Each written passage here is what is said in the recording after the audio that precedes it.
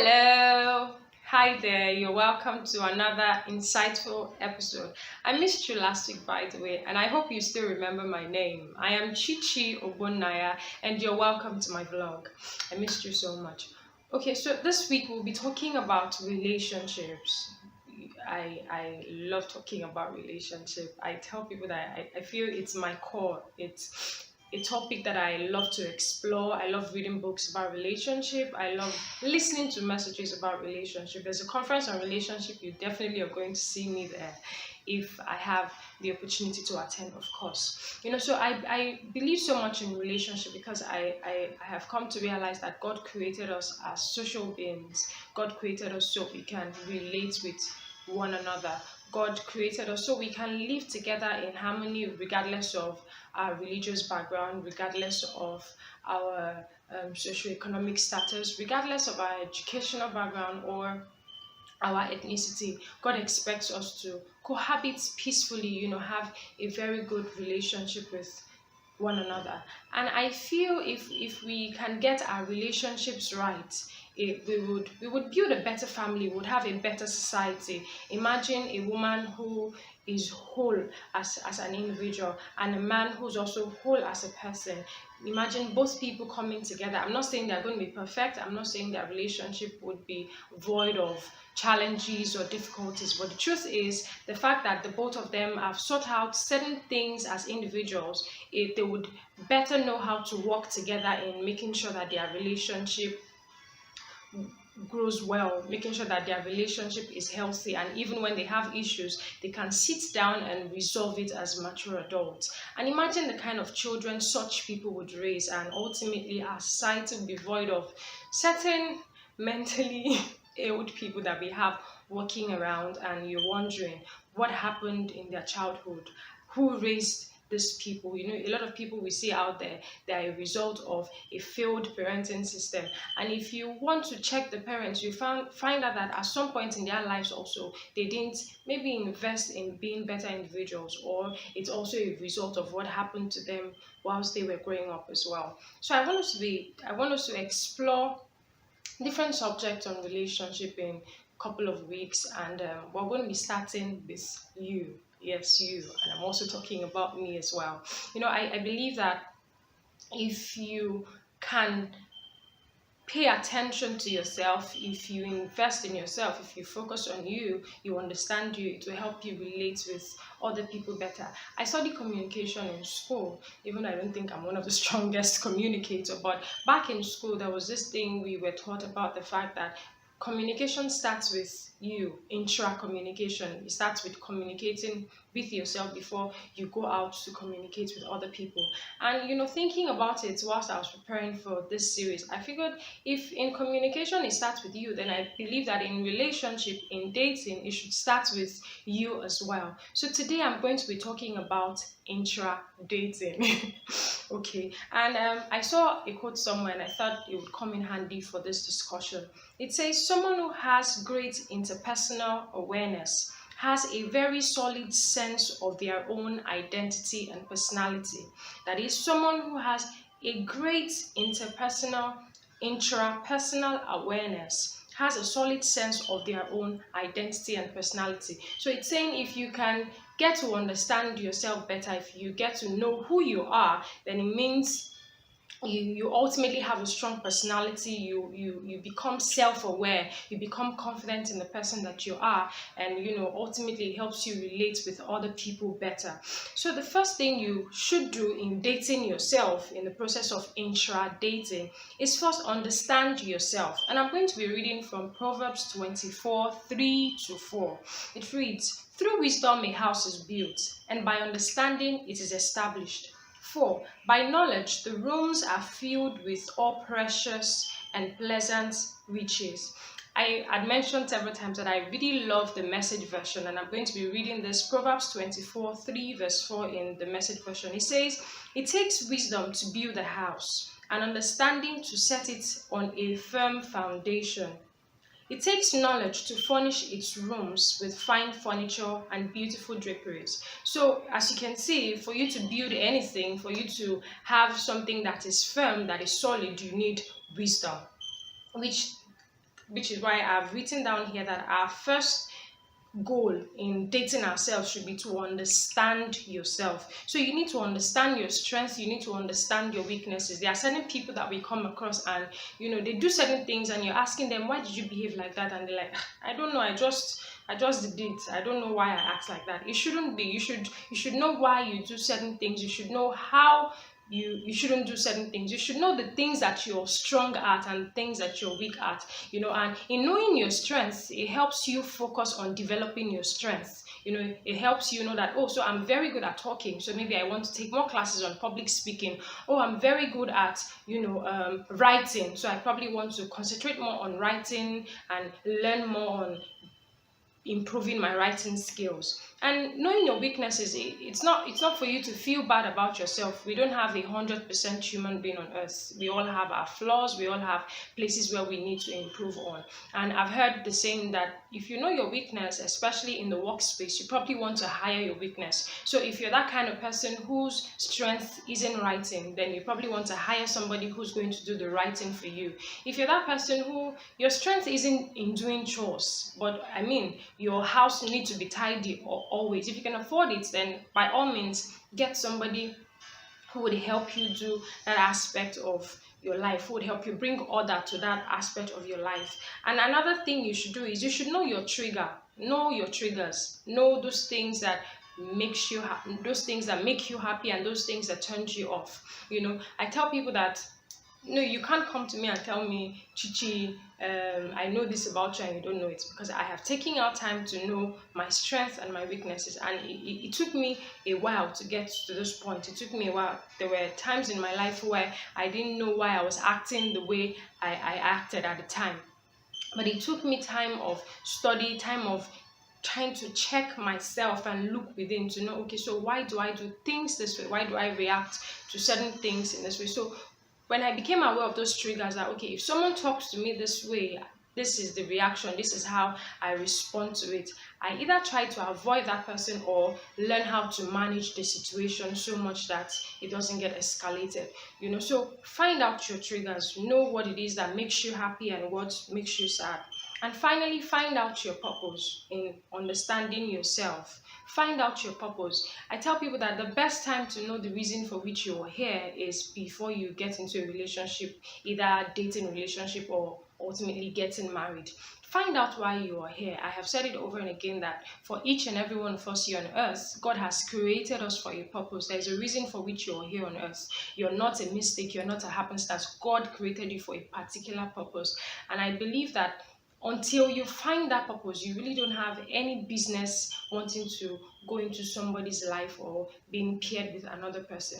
Let me give you an example. I remember one day we went for I think a program. I was volunteering at that program, and at some point I was called upon to do certain thing. And afterwards, a lady called me and she was like, that I'm really happy seeing you, young lady, doing all of this, that you have the time to do this, that she wished she could do those things that I was doing, but she can't because her husband won't let her. And I remember asking her that, were you doing those things, or did you mention to your husband whilst you were dating that you wanted to do these things? She said no, that at the time she met him, she hadn't realized that these were things that she loved. It was in the course of her marriage or something that she discovered that, oh, she loves this kind of thing. She would love to go into charitable causes and all of that. So imagine if she had found that out. I think it would have helped her to better choose a partner who would support her in that maybe career path or in that thing she's passionate about. So you don't want to be joined with a man or a woman who at the end of the day you're saying you want to do this business or you want to go back to school and the person is telling you no, you can't. But imagine if you had already mapped out the things you want to do before this person comes into your life. You'll be able to have that conversation in the course of your relationship. The person is dating you, or letting the person know, at some point in my life, this is what I want to do. I would love to go back to school. I would love to own my own organization. I would love to do charitable causes. I would love to travel the world. So you guys can have that conversation and reach a compromise on how to, go about whatever goals you want to achieve in such a way that it is mutually beneficial and convenient for the both of you, as opposed to one partner saying, no, you can't do this completely, you are mine now, and I decide what it is you're supposed to do with your life. So please make sure that you find out your purpose before you think about dating someone else. So whilst you're dating yourself, find out the purpose for which you have been created. And number two, become a healthy person. You have to be healthy. If you want to date another person, you have to be healthy, you have to be whole. The first thing you want to do is to be content with where you are on your way to where you're going. You don't, if you are still the kind of person who looks at other people and tries to compare themselves with, what other people are achieving, or what other people are doing, you're going to have issues in your relationship, because you might be going into that relationship with certain insecurity. So maybe this partner is doing all he's set out to do. He's pursuing his purpose, he's doing well in his career, and because you are not even content with what it is you're doing at the time you're dating that person, you start feeling insecure.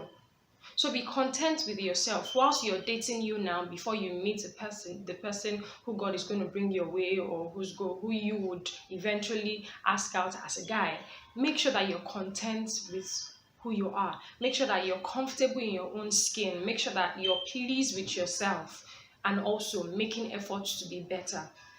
And also, you want to develop and invest in healthy relationship. There's a Yoruba saying that says, "Eniyan lashomi." It means humans are the clothes with which I adorn myself. And I mean, it simply means that in life, you're going to be needing people. You need people to help you, not necessarily to give you money, but I mean, you just might need something, and a friend of yours would be the middleman between that next goal you want to achieve. So you need people, and not just anybody. Invest in healthy relationship, build healthy relationship, people whose core values and yours are aligned, people who are go-getters, people who are positive minded, people who are goal oriented, not people who would bring you down, people who would curse at you. I remember one time when I was in school, I listened to a message by Fela Drote, and he talked about his friends back in Ife, that whenever they came across each other, you hear them healing themselves. How far, Your Excellency, oh bless you, greatness, President. And that he really liked those set of friends, that they sort of boost his confidence compared to the friends he used to have, who whenever they saw each other, it would be Oloshi, Were, and all of those things. So you want to have friends who would inspire you to be better. You want to invest in relationship that would push you, that would stretch you, that would make you see that you can achieve whatever it is that you set your mind to. And of course, you also want to be a person who inspires them to want to pursue their goals, to want to be better in life, because it has to be a mutually beneficial relationship. And also, under becoming a healthy person, be the kind of partner you desire. Be the kind of partner you desire. I hear a lot of people say, I want a man to be like this, I want a woman to be like this, and all of that. And I look at them, and most times, those things they are listing out, those things that they are churning out, that they want to see in a partner, they don't even have those things. They don't possess it. So if you're the kind of person who's saying you want your partner to be an academic, you want him to be intelligent and all of that, be sure that you are intelligent as a lady. If you're the type that you're saying, I want my partner to be a prayer warrior, I want him to be a spirit cuckoo, be sure that as a lady, you're also one who is obeying God, you're one who's following God's precepts. Be sure that you're also a Christian who's aligned, who's living a righteous life, and not be that person who's still going to wherever, I don't want to mention names, and you're there saying you want a perfect person. So whatever it is you desire in a partner, instead of looking out for that thing in other people, concentrate on being that individual. Concentrate on being that partner that you desire. You want a wealthy partner, concentrate on building wealth yourself. Have your own money, get a job, start a business, learn a trade or something. Invest in yourself. Go back to school if you have to. Learn to read if you want a partner who reads well. Because ultimately, you attract who you are. You are, at the end of the day, when you invest so much in yourself, that you become that woman, that you become that man who who wants a fantastic partner, who's intellectually okay, who's spiritually balanced, who has his finances working for him, he has a career or a business that is doing very well.